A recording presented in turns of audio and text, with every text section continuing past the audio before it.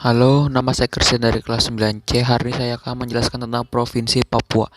Papua adalah provinsi yang terletak di bagian tengah Pulau Papua atau bagian paling timur wilayah Papua milik Indonesia. Selanjutnya, kelompok suku asli di Papua ini terdiri dari 255 suku dengan bahasa yang masing-masing berbeda.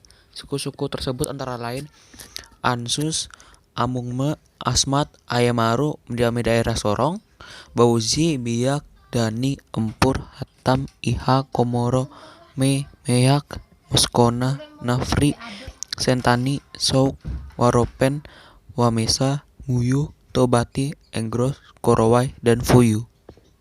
Sekarang kita akan membahas tentang pakaian adat. Pakaian yang pertama ini adalah pakaian sali. Pakaian ini merupakan salah satu pakaian khusus yang digunakan untuk kaum wanita yang masih lajang atau belum menikah. Bahan dasar dari kain yang satu ini sangat unik, yakni dari kulit pohon. Pakaian yang kedua ini adalah pakaian holim. Nama dari holim ini adalah koteka, pakaian khusus pria. Koteka digunakan dengan cara diikat ke pinggang menggunakan sutas tali sehingga posisinya akan mengacung ke atas.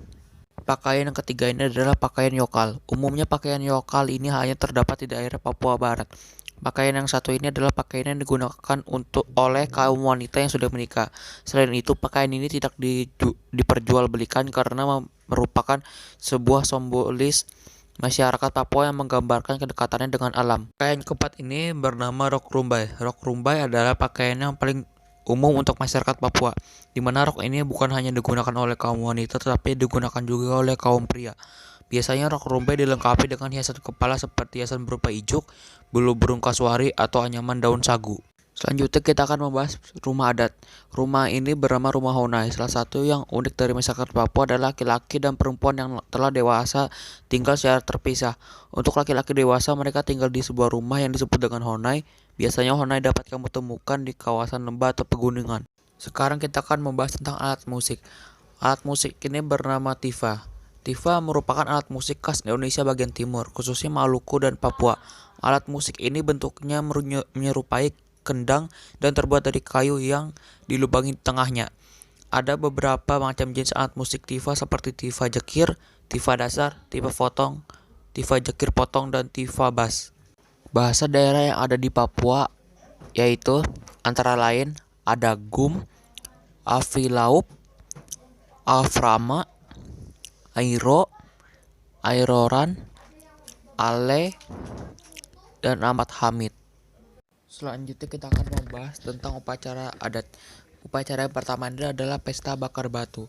Pesta Bakar Batu adalah sebuah tradisi penting di tanah Papua berupa ritual memasak bersama dengan warga satu kampung.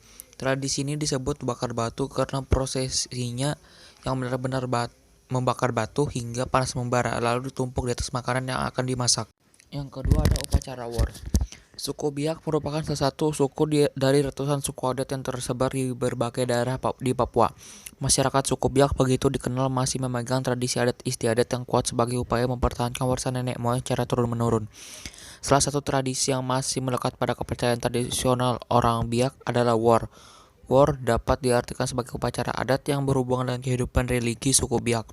Segala aspek kehidupan sosial masyarakat suku Biak seringkali diwarnai dengan war.